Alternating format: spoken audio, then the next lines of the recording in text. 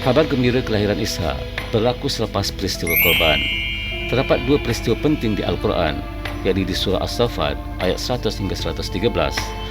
Ayat ini menghubungkan antara dua peristiwa yang berbeza sesuai tertib dan urutan waktunya, iaitu peristiwa pertama tentang penyembelihan anak Ibrahim yang telah dewasa, iaitu Ismail, dan dilanjutkan dengan peristiwa kedua, iaitu kabar gembira kelahiran Ishak.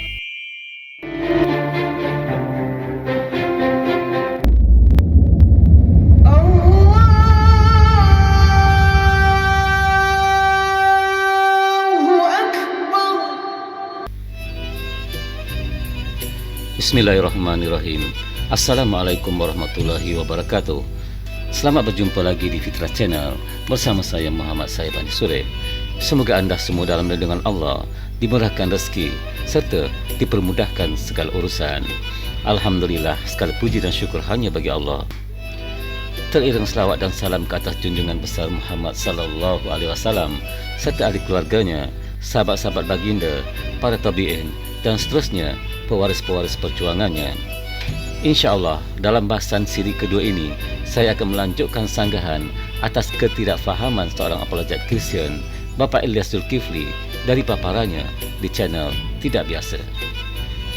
Sebelum masuk ke tema pembahasan, sebaiknya kita tonton terlebih dahulu cuplikan video tersebut. Check it out.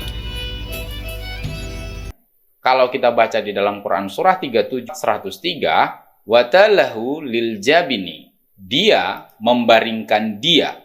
Dia yang pertama adalah Ibrahim, dia yang kedua adalah anaknya.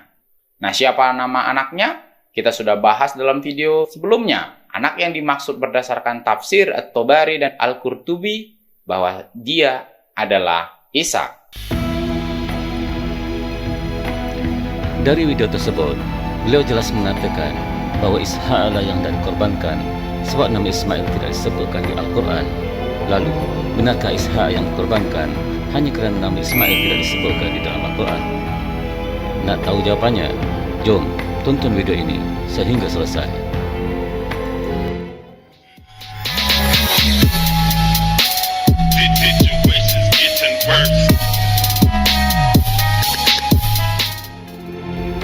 Menurut perspektif Al-Quran dan Sunnah, siapakah anak yang hendak dikorbankan?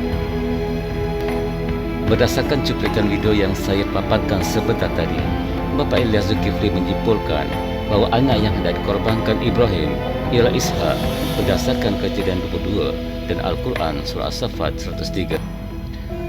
Secara ringkasnya, beliau merumuskan bahawa Ishak lah yang hendak dikorbankan kerana namanya tertulis secara eksplisit di Kejadian 22:2. Berdasarkan dalil Al-Quran, beliau hanya merujuk ayat 103 di surah As-Saffat. Nama anak yang disembelih dalam ayat tersebut tidak dinyatakan. Justru, nama anaknya dikaitkan dengan pendapat ulama tafsir terdahulu, iaitu Imam At-Tabari yang hidup di abad ke-9 dan Imam Al-Qurtubi yang hidup di abad ke-13. Imam At-Tabari dan Imam Al-Qurtubi dalam tafsirnya mengatakan bahawa Ishak lah yang hendak dikorbankan oleh Ibrahim. Maka itulah Bapak Ilyas Zulkifli meletakkan kedua ulama tafsir tersebut ke dalam kelompok Islam klasik. Begitu juga dengan ulama-ulama tafsir yang hidup selepas itu juga digolongkan ke dalam kelompok tersebut. Namun sayang, tidak dinyatakan sejak bilakah era Islam klasik berakhir dan sejak bilakah era Islam moden bermula. Menurut Islam, hanya 3 abad pertama Islam, yakni sebelum 300 Hijrah ataupun 922 Masehi, itulah yang dikenali sebagai zaman generasi awal Islam, yakni terdiri dari zaman sahabat, tabi'in dan tabi'in. Mungkin inilah yang dimaksudkan sebagai zaman Islam klasik oleh si apologet Kristian ini. Jika inilah yang dimaksudkan oleh beliau, maka Imam Al-Qurtubi yang hidup abad ke-13 tidak sepatutnya dimaksudkan sebagai ulama tafsir dari zaman Islam klasik. Makanya, dengan secara gamblang, beliau mentafsirkan anak yang dikorbankan di ayat 103 surah As-Saffat ialah Ishak berdasarkan tafsir Al-Quran oleh Imam At-Tabari dan Imam Al-Qurtubi. Lalu, benarkah Ishak bukan Ismail yang hendak dikorbankan? Jika Imam At-Tabari dan Imam Al-Qurtubi dirujuk sebagai ulama tafsir dari zaman Islam klasik, Makanya, kitab-kitab tafsir dari Ibn Jurayj, tafsir Kitabil Al-Aziz, Al-Razi, Ibn Taymiyah, Ibn Kathir, dan lain-lain seharusnya juga disejajarkan. Namun, ianya tidak berlaku. Lalu kenapa ya? Sebab kebanyakan tafsir tersebut tidak mendukung pendapat beliau. Ulama tafsir belakangan, yakni selepas 300 Hijrah ataupun 922 Masehi, termasuklah Imam Ibn Taymiyah, Ibn Kathir, Al-Jalalain, dan lain-lain, malah memperkuat keyakinan bahawa Ismail lah yang hendak dikorbankan berdasarkan alasan-alasan berikut, dan sebahagiannya telah pun dibahaskan dalam siri pertama sebelum ini. Ismail adalah putera sulung Ibrahim melalui Hajar dan pernah menjadi anak tunggal selama 13 tahun. Nabi Ismail anak kedua melalui Sarah, tidak pernah menjadi anak tunggal Nabi Ibrahim. Ismail masih di usia bayi ketika Ibrahim membawa Hajar ke padang gurun Paran, tepatnya di Mekah. Menurut Torah dan Perjanjian Lama, Ismail telah berusia 16 tahun pada ketika itu. Pemalsuan fakta berkenaan anak tunggal dan usia Ismail ketika diusir, insya-Allah akan saya bahas dan buktikan dalam siri berikutnya. Ketika usia Ismail beranjak remaja, yakni usia sanggup, disinilah Ibrahim mendapat perintah Allah untuk menyembelih anaknya. Kisah sembelihan berlaku di Mekah tanpa khilaf dan tiada bukti menunjukkan Nabi Ishak pernah pergi ke Mekah.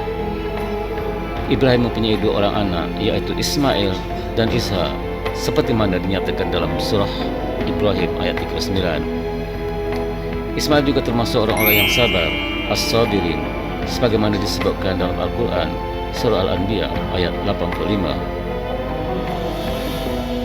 Dalam Al-Quran surah As-Saffat ayat 101 juga menyatakan bahawa Ismail merupakan seorang anak yang amat sabar. Manakala Ishak termasuk orang-orang yang soleh, jadi as-solihin, seperti mana dinyatakan dalam Al-Quran surah As-Saffat ayat 112. Secara ringkasnya, Nabi Ismail merupakan orang yang penyabar, seperti mana dinyatakan dalam Al-Quran surah As-Saffat 101 hingga 102, dan juga dalam Al-Quran surah Ibrahim ayat 39. Manakala Nabi Ishak merupakan anak yang soleh, seperti mana dinyatakan dalam Al-Quran surah As-Saffat ayat 112. Maka Ismail membenarkan apa yang diucapkan itu.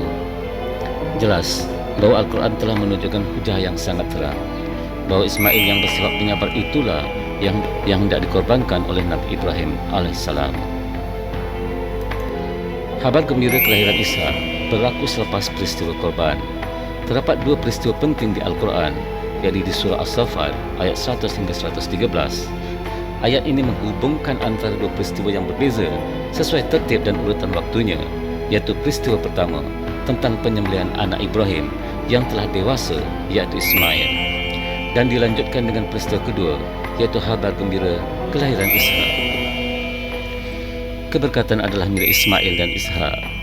Di Al-Quran surah As-Saffat ayat 113, Allah berfirman yang maksudnya, kami limpahkan keberkatan atasnya dan atas Ishak, dan di antara keturunan keduanya ada yang berbuat baik dan ada pula yang terang-terangan berbuat zalim terhadap dirinya sendiri. Justru milik siapakah kalimah atasnya? Kalimah atasnya tersebut adalah milik Ismail dan bukan Ibrahim. Mengapa demikian? Kalimah atasnya tersebut adalah milik Ismail dan bukan Ibrahim. Mengapa demikian? Kerana Ismail dan Ishak adalah saudara seayah dan maksud, dan di antara keturunan keduanya pastilah merujuk mereka berdua. Jika maksud atasnya dirujuk pada Ibrahim, ia hanya menunjukkan satu jalur keturunan sahaja, iaitu dari Ibrahim ke Ishak dan ke anak cucunya. Jadi, yang tepat adalah anak cucu Ibrahim dari putera baginda Ismail dan Ishak. Di ayat tersebut jelas menunjukkan bahawa keberkatan bukan hanya atas Ishak, tetapi juga atasnya, yakni Ismail. Ini diperkokohkan lagi dalam Kejadian 17:20 tentang Ismail. Aku yakni Tuhan telah mendengarkan permintaanmu, ia akan kuberkati. Dalam Kejadian 17:16 pula dinyatakan bahawa Tuhan juga memberkati akan Ishak. Maka semakin terpancarlah kebenaran bahawa di ayat 113 surah As-Saffat, kami limpahkan keberkatan atasnya dan atas Ishak adalah merujuk kepada Ismail dan Ishak. Dan Ishak tidak mungkin anak yang hendak dikorbankan. Habar tentang kelahiran Ishak seiring dengan habar kelahiran Yakub, maka kami sampaikan kepadanya habar gembira tentang kelahiran Ishak, dan setelah Ishak akan lahir Yakub. Maksud Al-Quran surah Hud ayat 71. Allah menghabarkan kepada Sarah akan kelahiran Ishak yang akan menurunkan anak yang bernama Yakub.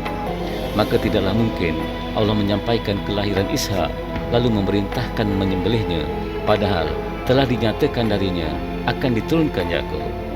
Bagaimana mungkin Yakub lahir ke dunia kalau bapanya dijadikan sembelihan, padahal dia dijanjikan akan lahir dari keturunan Ishak? Jadi kalau demikian, bukanlah Ishak yang dijadikan sembelihan, tetapi Ismail. Can anybody out there hear me? Hear me? 'Cause I just wanna... Kesimpulannya, dari penjelasan yang saya paparkan menurut Al-Quran dan Sunnah yang masyhur, sangat jelas menunjukkan bahwa anak tunggal Nabi Ibrahim alaihissalam yang disembelih adalah Ismail. Memang benar, Al-Quran secara harfiahnya tidak menamakan sosok anak yang hendak dikorbankan. Namun, secara tersiratnya, menurut sumber Al-Quran itu sendiri, dan seperti yang saya uraikan tadi, tersangat jelas bahwa anak yang hendak dikorbankan ialah Nabi Ismail, bukan Nabi Ishak, seperti mana yang diyakini oleh umat Yahudi dan Kristian. Jika bermanfaat, sila klik tombol subscribe dan tombol loncengnya supaya anda tidak ketinggalan dengan video-video baru dari Fitrah Channel. Pesan untuk Bapak Ilyas Zulkifli, pelajari dan fahamilah Al-Quran demi mencari kebenaran, bukan pembenaran. Gunakanlah sepenuh akal budimu, bukan sekadar akal-akalan, dalam memahami ayat-ayat Allah yang begitu tinggi nilainya dan disusun dengan begitu indah. Firman Allah Subhanahu wa taala yang bermaksud, katakanlah wahai Muhammad, sesungguhnya jika sekalian manusia dan jin berhimpun demi mendatangkan sesuatu yang sebanding dengan Al-Quran, mereka tidak akan mampu mendatangkannya, walaupun mereka saling membantu. Surah Al-Isra ayat 88. Saya akhiri pembahasan kali ini semoga ada hikmah dan pembelajaran yang dapat dipetik. Sesungguhnya yang terbaik itu milik Allah, dan jika ada kekurangan, mohon dimaafkan. Akhir kata, Maha benar Allah dalam segala firman-Nya.